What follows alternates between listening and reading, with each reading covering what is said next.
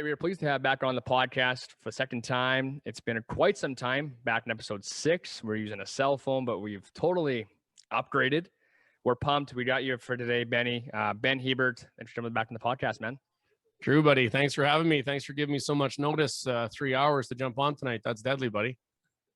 Absolutely. Yeah, no worries. Okay, first off, what's new with you? What's happening in your life? What's going on? What's happening? Well, things are opening up, which is beauty here in Calgary. So playing some golf, been training, trying to get back into shape here for my curling season coming up in September. I thought I'd take a run at your guys' podcast, see if I get some guests on. I started a podcast with my buddy here, Stamps QB, Bo Levi Mitchell. We started a little podcast room every couple of weeks with some Canadian athletes shooting the shit, and it's been going pretty good. Other than that, being a dad, doing some stuff, getting out in the range with my kids, letting them hit some balls, and yeah, I've been working on my game. That's about it, man. Yeah, awesome. Well, I do want to talk about the podcast in the latter portion of this, but first I want to talk about your curling season. You're at one Brier this past year, 2 Grand Slams, did my homework, not a big deal. All in the bubble, but let's talk about, that first off, like the experience of going there and being in the bubble. Yeah, I think out of the gates, because we hadn't got to play all year with all the, the COVID stuff that was happening, we were pretty pumped to get in there and, compete and throw some boulders down the ice and see the guys we used to battle against. It was just nice to get out there and, get a sweat going and battle. And then, protocols were the protocols, locked down for 2 weeks prior and sticks up the nose and down the throat, all the bullshit you have to do to kind of be able to get out there and play. So that kind of sucked. And then playing with no fans was brutal. But saying that, we were lucky to get out, compete, play for some dough. And we had a great Brier. We were first place in the round robin. And then we lost the final. We didn't play a great final, but still, we got second place in Canada. Not bad. And then took a couple weeks off. Went back in for the 2 Grand Slams, just some cash events.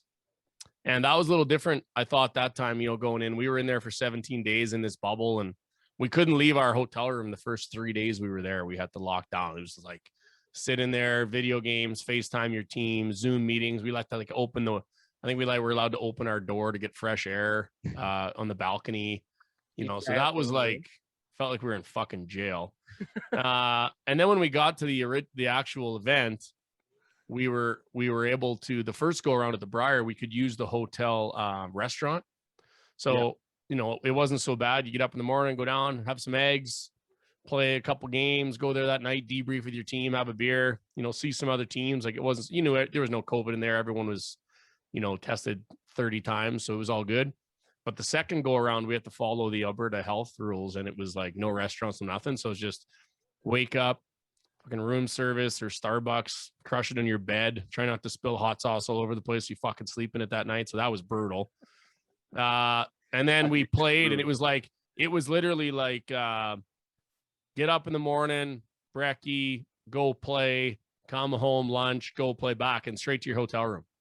So that wasn't quite as deadly as the Brier, but same thing, pretty fortunate we got to play and represent our sponsors and get on Sportsnet. And we had a good first event. We had a brutal second event, but I'm glad that this year is going to be over for everybody, not just sports. I mean, getting out and seeing your friends and fam and, even just little things like going to a pub and having a beer or shooting the shit with your buddies.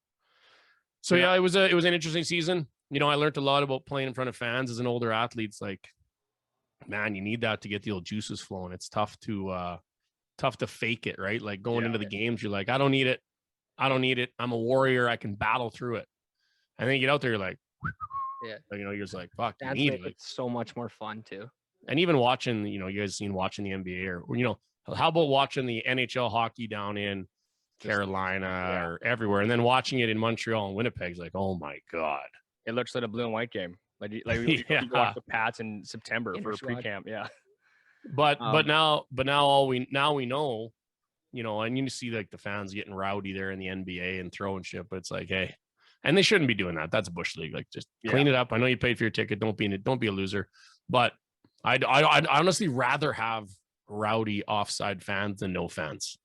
Yeah. But they could probably keep it a bit cleaner too if they had to. Okay, I kind of want to ask too, obviously coming from a professional athlete, we've had a few on in the past, a few episodes, but like I guess mentally draining. Like what's that like going there and like you're just like you're ready to compete, and it's just like, all right, guys, throw the rock. You know what I mean? Like there's no one like chanting or like you suck, man, like or whatever. Like you're throwing the broom in the air, like you know what I mean? Like there's no, I don't know. I guess fans. The question is, what's it like for your mental state on the ice? Yeah, I mean, I didn't feel like no motivation. I mean, you're still trying to win a Canadian championship, and you're still like competing against the best teams. Yeah, and I think because we didn't have that all year, kind of crave that, and you want that. I think as athlete mindset, you like, certainly, going into the Brier final, I was nervous and playing for a lot of money and to represent your country and another Brier title. I mean, that gets the juices flowing no matter where it is. But just that extra element of the fans really brings in kind of, the reason you play. And I think actually it can help some athletes, and I think it can hurt some athletes. I think for us, a veteran team, we thrive off that crowd. Like when the crowd goes crazy and, you want to perform on the big stage. Yeah. I think maybe for other players, depending on who it is, and I don't really know the answer. This is what I would think. But when you're young and you don't know a difference between a big, roaring crowd of 15,000 or 10,000 people, or because when we play in our regular curling events, like our clubs across Canada, I mean, there is no fans out there, right? We're in a curling club. Yeah. So you don't get to hear that. I'm speaking more off of, arena settings. And so I think some young guys that were maybe not used to that, maybe they thrived and they were like, oh, this is like, there's no pressure when there's no fans. And I think the older athletes that have won on the big stage, they thrive under pressure. And I think that's kind of what I missed. Got anything, Rip? No, just listen right now. Okay, I got one for you. I mean, obviously we all know how good Team Cooey is. What's the, like, I don't know, what's your guys' biggest strength as a team? Probably our skip when he plays good. I mean, Fair enough. Kevin Cooey's gross. I mean, he's probably one of the best shot makers ever to play, any position, and certainly in curling in our sport, he can draw the button when we need him to, and he throws it harder than anyone I've ever seen. And, when he heats up, we're pretty tough to beat. But, we got a good team. We're consistent. We work hard. We got the same goals, same as any other top team, right? I mean, can't be a top team in curling in these days, men's or women, if you don't have four people that put in the work and, they get in shape. Their mental game's tough. Their mechanics are tight on the ice, and they have the same goal and they want to win. If you have one squeaky wheel these days, she's a tough grind, because there's all the other teams are doing it. And so, I think that our strength is the same as everybody's strength. Is got four guys that want to win, and we put the work in to win. Yeah. Okay. Well, that leads to my next question is, what's next for Team Cooey? Like, do you guys want to get back to the Olympics for another run, or like, what are you guys up to? Well, yeah, I definitely want to get back. What kind of question is that? Come on, man. Fuck. So, I mean, it's all right. Yes. You know what I mean? Well, you think we just get to sign up for the Olympics? Yeah, we're just going to sign up this year. So, Not how easy it is. yeah. So, all right. Fuck yeah, Olympic trials are in Saskatoon in November this coming year. So what's that, like 6 months away? Yeah. Yeah. So, I mean, we're ramping up right now. I'm just starting to get back into my little summer training here, see if I can get cut like a diamond and get ready for the trials, get in good shape. But other than that, we're doing some mental stuff on the side. We're doing some film. I mean, there's no ice in the summer for us, right? So yeah, there's nowhere actually to physically work on our game, but ice will be in August, and we'll start throwing rocks early and start tightening up the game. And so we got Olympic trials are in November in Saskatoon at Sask Place. What's Sask Place called these days? Sastel Center. Sastel Center. So it's there. Don't be afraid to get your tickets, boys. Come on down. I know a guy. It's going to be good. And then if we win that, we go to the Olympics in February. So that would be, my third go around at the big dance. I would love that. And where is it this year? Or in that it's in China, Beijing. Nice. That'd be cool. It'd be amazing. I mean, I've been there a couple times. I don't know what the protocol is going to be this go around, if we're allowed fans or what the deal is in China right now. I haven't really dove into it too much, but I think by then the world should be back to normal, I hope. And then, I think, if we win the trials, go to the Olympics, we're going to try to represent Canada and bring back a medal. And if we happen to not win the trials, which we easily could not win because there's, handful of really, really good teams in this country that could beat us, we'll set our sights on the Brier and see if we can get back to the Brier and represent Alberta in the Briers in Lethbridge and get after it. Awesome. Yeah. All right, sick. You bring up Cooey. He's a legend. So I'm gonna ask you, who's your Rushmore for curling? Fuck, that's a guys. good one. 4 guys. 4 guys. Well, I have to say both the skips that I've played with, actually, they're probably 2 of the best of all time. So Kevin Martin and Kevin Cooey for sure. Oh man, Glenn Howard out of Ontario. And geez, this is tough. There's too many good guys. Wayne Madaw, Glenn Howard, Kevin Martin, Kevin Cooey. Those are the 4 top dogs in my opinion. Just 4 wicked shot makers, and I know them all personally, and 3 out of the 4 are good dudes, but that's okay. They're all sick. Yeah, they're all nasty boys. Can I ask like a dumb question? I don't believe in dumb questions, but You already asked one, so go ahead. Okay, how much strategy goes into curling? Like I like watching it, and I see these shots they make, girls and guys. It's incredible. I just want to know, like, do you guys have a playbook you guys talk about before the game? Like, I mean, or is it all on the fly?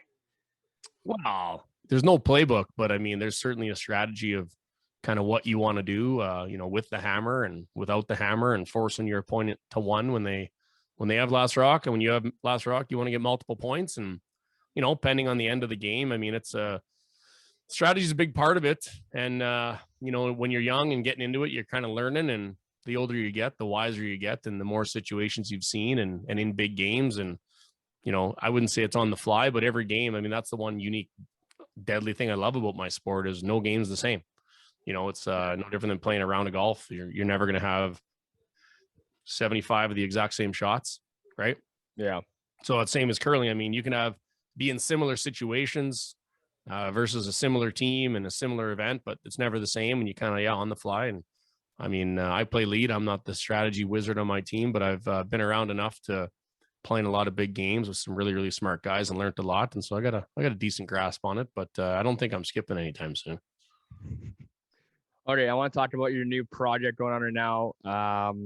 The Benny and Bo Show. 2 good dudes. I don't know your co-host, but walk us through how that all came about. I'm sure you heard off the Hosel a few times, and when you came on, you're like, "Oh, I want to do a podcast." So you're welcome.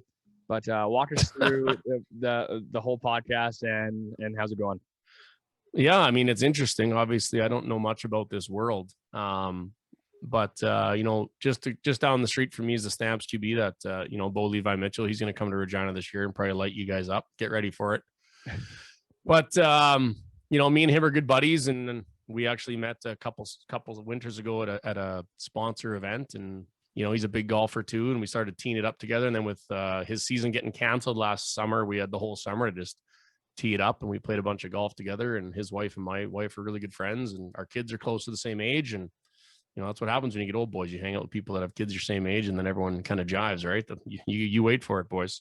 So we became really good friends, and we just chatted lots about sports and CFL, and he didn't know what curling was, so I got him into that. And he's my biggest fan this year at the Briar. He was loving it, and he's a good athlete. He plays basketball, baseball, golf, and so we battle lots here about everything that we do. We're pretty competitive, and we gamble on a bunch of stuff. And we got approached to do this cool little project with Uninterrupted Canada. They're a great company, athlete platform to just get out there and say what you want to say without things being cut out in the middle, right, by the media. And we got asked to host this cool little podcast, and they're getting some sweet athletes for us on here. And I said this before, I got to go to 2 Olympic games. I won gold at one, and the other one, we got 4th. But the best memory I have from both my Olympics was meeting the other athletes in the village. Yeah, the Canadian athletes, like you name it, we got to meet them. Like we got to meet, the men's hockey team in 2010, like all the studs, right? They're just normal dudes. It was awesome. Yeah. Super wagon. And then, meeting like, Scott Moore, Tessa Virtue, they were like our Canadian little heroes there, the old ice dancers and the bobsled teams, speed skaters, great friends all throughout. And I've kept in touch with a lot of them. And that was kind of my favorite thing. And so when I met Bo and we started doing this, I'm like, the reason I love it is I love hearing these other athletes' journeys. Like, hey, we got to talk to Mark McMorris a few weeks ago, and he was excellent. And last week, we got to talk to Max Homa, PGA Tour stud, and that was awesome to hear where his story came from. And Tempo we're gonna, Town. what's that? Tempo Town.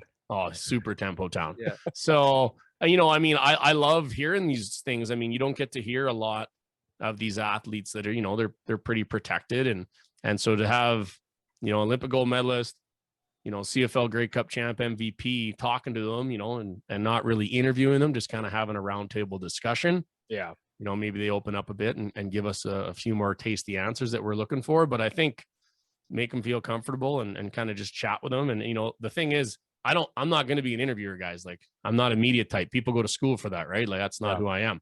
So I'm going to just shoot the shit with them, kind of how I am. And if we get some good conversations going, great. But for me, the questions I ask them isn't necessarily to, appease the public and what they want to know. Like, I'm a fan of these guys. I'm a fan of all athletes of, all different walks of life. So I want to hear what they have to say. Like, I want to hear how, whoever it may be came from Canada, Chase Claypool, and how did he make it to the Pittsburgh Steelers as a football player? I want to hear from Tristan Thompson playing in the NBA, Brooke Henderson, Bianca Andreescu. Like, those stories are intriguing to me of, I got kids, I got a daughter who's into golf. Like, how do you make it in golf from Canada when we get to play 6 months of the year? How do you get a Div 1 scholarship down south? Yeah. Those are the things that I want to talk to these athletes about and try to spread the word and awareness. And so far it's been amazing. We're super rookies. We don't really know what we're doing, but we're having a lot of fun with it. And hopefully we get some great conversations going. So I kind of want to ask you too, like, obviously you've done 2 interviews, correct? We've done 2 shows so far. So what have you found, which is really, I guess, difficult for you so far? Like, doing the first 2, like, I know I had a lot of, like, heebie-jeebies before I was doing my couple interviews and whatnot, but what's the biggest, I don't know, we're just starting out. We're pretty lucky. I mean, me and Bo aren't running it off our cell phone and, the amateur hour program you were running there when we were talking, it was buzzing out, right? So, the guys from Uninterrupted sent us some high-end stuff. You can see, like, I got, we got our full studio here, which I'm actually sitting in, like as if I had this mic the last time we talked, right? And your lighting is great too. Yeah, I look like, boys, I look fucking good right now. His lighting makes me look nice. But like, we got a Rodecaster Pro here. We got some wicked cameras. We got lighting, and so we didn't have to worry about that. We just had to kind of worry about talking and striking conversation. And for me and Bo, guys, like, that's what we do every day. Like, he's here all the time, and we train together in my gym, and we play a lot of golf together. Men's night Wednesday night coming up this week. That'll be good. Throw a little cabbage down and get after it. But for us, we like to talk about sports. I love sports. I love baseball, hockey, football, you name it, golf. We're into it. So all we really do is we chat about sports, give our opinion, and try to give some perspective from playing at a high level, professional levels in different sports. And our interviews have been great because the guys that we've interviewed have been amazing. Yeah. And so, if I guess if we get a couple of guys that don't want to talk that much or gals, and then so be it. But the 2 guests we've had so far, they've given us some great content, and that's what we're hoping to deliver. Well, my phone's always on, Ben. You know that. So just let me know whenever you want me on the show. I'll be on an RP. Junior B legend. Yeah. What do they say? The Brent Sutter of the PGHL. Rep, you have any more questions? You talk about talking with athletes and like getting to know their stories.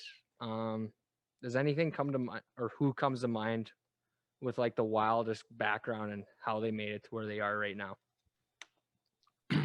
Oh man, I don't know. I mean, I think every athlete has a super unique story, man. Like, I don't think anybody, maybe there's the odd exception for someone that said, yeah, when I was 7 years old, I knew I was going to be a quarterback in the NFL, or I was going to make it in the major leagues. Like, I can only really speak to my own story and, maybe some close friends I have of how they made it. But, I truly believe that you got to have, good natural ability. And I think you have to have a lot of skill. And with that, I think you need to work hard. And then I think for some people, depending on how good you are, like, you need an opportunity. Yeah. You have to have a great game when a scout's in the stands. You need to be noticed, for a decent stretch of time and have someone take a chance on you. And when you get that opportunity, you got to shine. Yeah. It's not like you get chance and chance and chance and chance, because there's always people kind of knocking on the door that want to make that next step to the pros. Right. So I mean, for me, coming from Regina, I wouldn't say I was, in juniors, I was a pretty good curler. I was probably the best third in the province for a few years there. And, I even skipped a bit in junior. I was a pretty good player. But when I got to men's, I quickly realized that, I wasn't going to be, Sidney Crosby or Connor McDavid of the curling world. There was just guys that had more talent than me that were really, really great players. So I kind of changed my tune. But I knew I was probably a better athlete than most of the people out there. So I thought, you know what, I'm going to get in great shape. I played, some junior football. I was a big dude. And I'm going to change and try to see what I can do with this sweeping thing and see if I could change the game there. And when I started to do that, some eyeballs got me noticed. And I got asked to play with Kevin Martin out of Edmonton when I was living in Regina when I was like 22 years old. Wow. And when I got to his team, I had to really develop as a player because I wasn't very good. And so he kind of taught me how to curl and how to practice and how to be professional. But I did all the things I needed to do to get to that stage. And then when I got to that stage, I played well and I worked my ass off. And then I got good. But there's steps to everybody's career. But I'm super intrigued to hear all those stories from these other athletes and talk to them about it. Right. So, I mean, I don't think any two athletes have the exact same story. And I think a lot of them will have the same outcome or path that it took. But the things that it always takes is a lot of hard work, sacrifice, preparation. You got to have some skill. And I think you need some opportunities and breaks to go your way too. And I think with all that, that's how shit goes down. Yeah. Well, Benny, I do want to ask, you just mentioned like preparation and stuff. What's a day in the life of Ben Hebert for, a curling match? You call it a match? What are they called? Match? They call a match. Yeah. Game. Yeah. Curling game. One. Okay. Yeah. Pre-game Okay. skate. Yeah. Just walk us through. Yeah. Pre-game slide. Yeah. Out there. Tarps off. Light skate. No bucky. What would have, if we play, Briar final, we played at 6:00.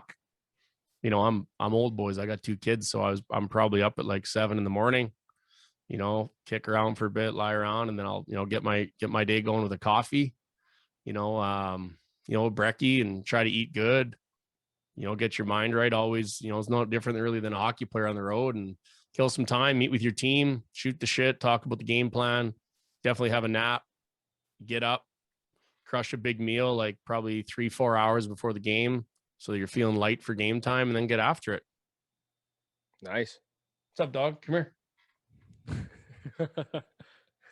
We got a guest. This is the first time we've ever had a kid. This is perfect. This is Griff. This is my little guy, Griff. No pressure. Named after Ken Griffey Jr. You better be good, bud. Is that good? Where's his hat? That's awesome. Backwards hat. Okay, Benny, before we let you go here, I have a couple more questions. I'm sure Rip has one more too. You mentioned golf, and I know you're a golfer too. You got carved by Max Homa, out of Boy Holmes. Oh yeah. But I want to know how much you're playing these days, and what's the cap at, and yeah, let's walk through your golf game here. Yeah, I was playing tons here when we opened up before they kind of made the rules a little tougher to play with the fam, or with everyone except your fam. I probably played, I don't know, maybe 15 rounds this year. Nice. I had it going pretty good. I was actually just talking to some buddies at the Royal Reg there back in Regina, because I'm coming home next week. See my dad for Father's Day weekend. Nice. Hey, buddy. To see my dad for Father's Day weekend, and then so I'm gonna try to get out to the Royal and the Waz when I'm home and tee it up. But I think I went my last 5 rounds. I went 72, 71, 72.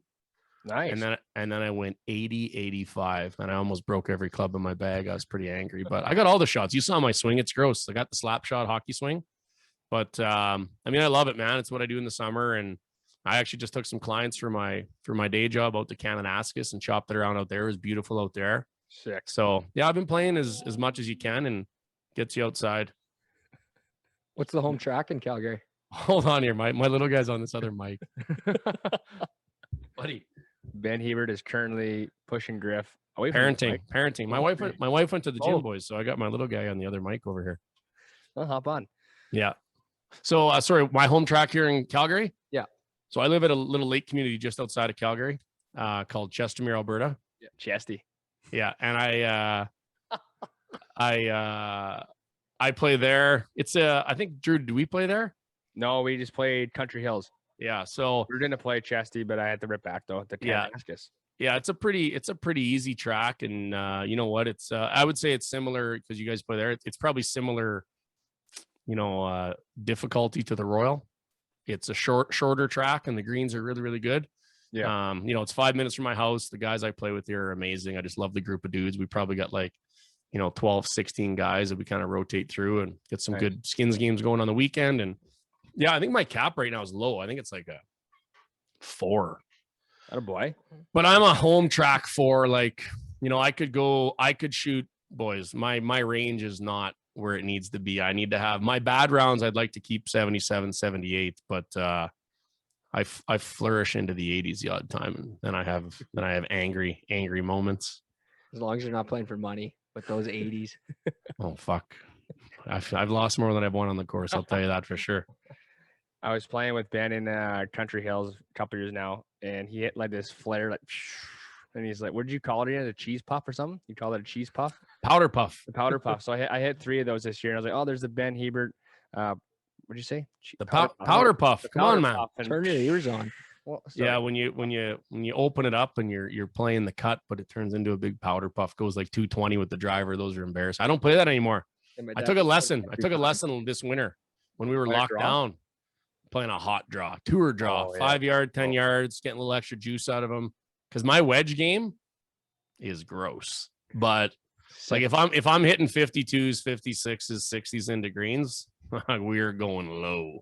But if I start powder puffing it around and I'm hitting in 6s and 7s, I'm brutal, and that's where the angry putter throws come from. But I love it, man. It's my favorite sport in the world. And the best part about it is, like, my favorite part about golf, like, you could hit a 7-iron, you can hit a pitching wedge like a pro once. Yeah. And then when they do it 10 times in a row and you're like, how did I do that? Like, it's amazing. Where, like, I could never hit a baseball like Vladdy. You could never throw a football like Bo.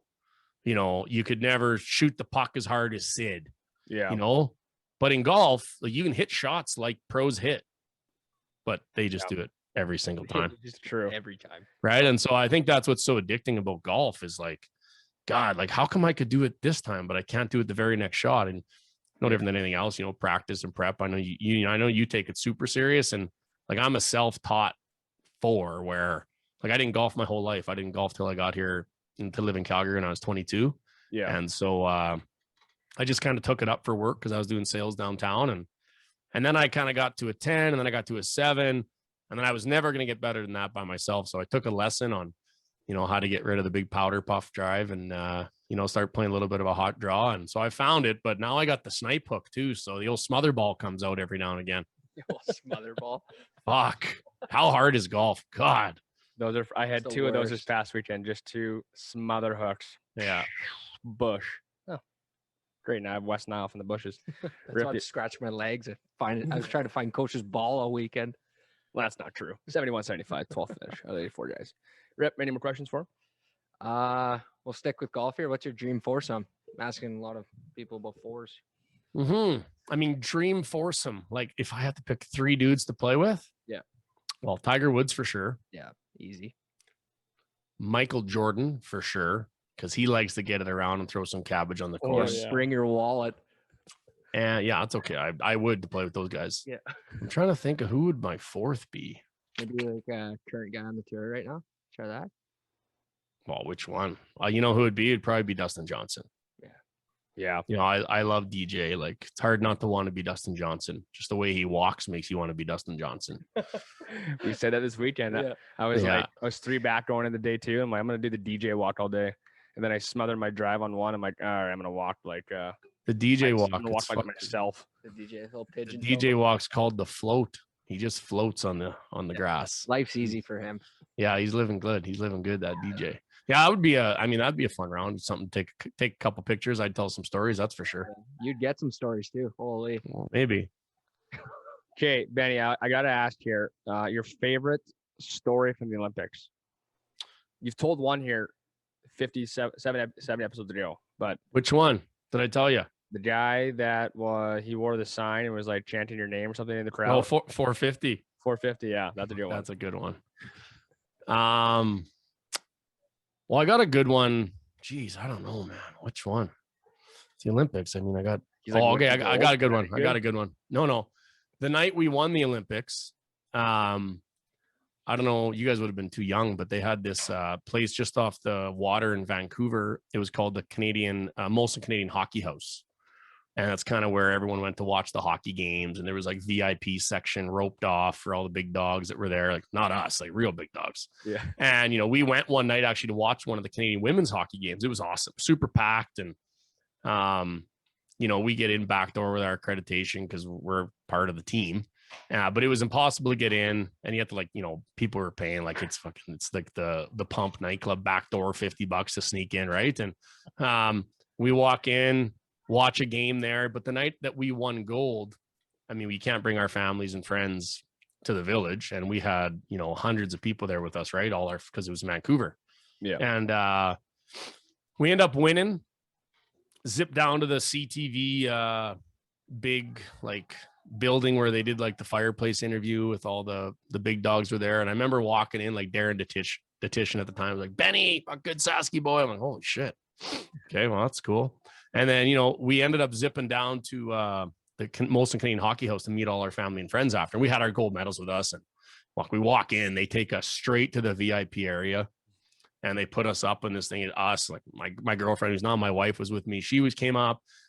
Parents were there. I think my brother was there. All my teammates' family were there. So there must have been 100 of us in this area roped off. And it's just they gave us these massive bottles. They would have been like a Texas Mickey size of beer, and they were gold plated and you only got them if you won a gold medal. Oh my. So my one teammate kept his, but they actually brought us up on stage that night. There had to have been, I don't know, 5, maybe 10,000 people there. It was huge. It's massive, the biggest beer garden you've ever imagined. And it was in a tent. And we go in and they bring us up on stage and we sang "Oh Canada" and they serenaded us. It was crazy. There's I got fucking goosebumps right now thinking about it. But I remember just being like, oh my God. And then at the end of it, we popped these fucking bottles of Molson and we sprayed it all over the crowd. It was unbelievable. Yeah, I was 26 years old, man. It was 12 years ago. It was an unbelievable experience. So that's awesome. I mean, that was a cool one. I mean, we were we were famous there for 20 minutes. Yeah. So that was sick. And then the next day we actually got to go to the men's hockey game when Sid sniped the golden goal there against the US. So we went on a little bit of a 2-day heater to finish off the Vancouver. Someone told me to ask you about that. Someone told me to ask you today that you party with the team that night. Well, a few of the guys came back. They I think they had their own little system at one of the hotels right across the street there where the Canucks play instead of being in the village, and all their family and friends were there too. But Marc-Andre Fleury came back, Patrice Bergeron, Shea Weber, and Sid came back actually. Those guys are. And so they're good at hockey. And it was fun. I mean, we were all young, man. We were kids. I mean, Sid would have been 20, maybe 21. He was really young. Same as Shea. But yeah, we ended up having beer. I mean, dude, they're just normal dudes. They're just really good at hockey, right? We had a lot of fun, and they didn't. They certainly weren't big dogging us. They were pumped to hear our curling stories, and they were telling their hockey stories. And it was good to meet those guys, and beauty dudes. That's awesome. Yeah. Okay, Benny, probably last one here. Who do you got for the NHL playoffs here? Well, I'm rolling with the Islanders wagon, boys. Oh yeah. How good are they now? Yeah, they're good. I mean, I live in Calgary. I like seeing the Flames do well, and Canadian team. I'd like to see the Habs do well too. Whoever comes out of the North, I'm going to be rooting for them too. Yeah, looks like it's going to be the Habs, and like I say, I keep in touch with Shea the odd time, so I like to see him do well. But being good buddies with Jordan and playing a bunch of golf with him in the summer, if he came back with the Stanley Cup, that's probably the only way I'm going to get to be able to put my hands on it if Habs wins. So, I'm on the Islanders wagon, and I've been gambling on them like a madman too. So they've been making me some cabbage. So I'm hoping they can keep the pedal down because they're looking good. They're looking good. I love it. Anything else, Rip? Oh, I'm good. Benny, man, we appreciate you coming back on episode 75. We appreciate it, dude. Hey, fellas, take it easy. Maybe we'll see you at the Royal there next week when I'm melting it. All right, Benny. Take care. See you, boys. Yeah.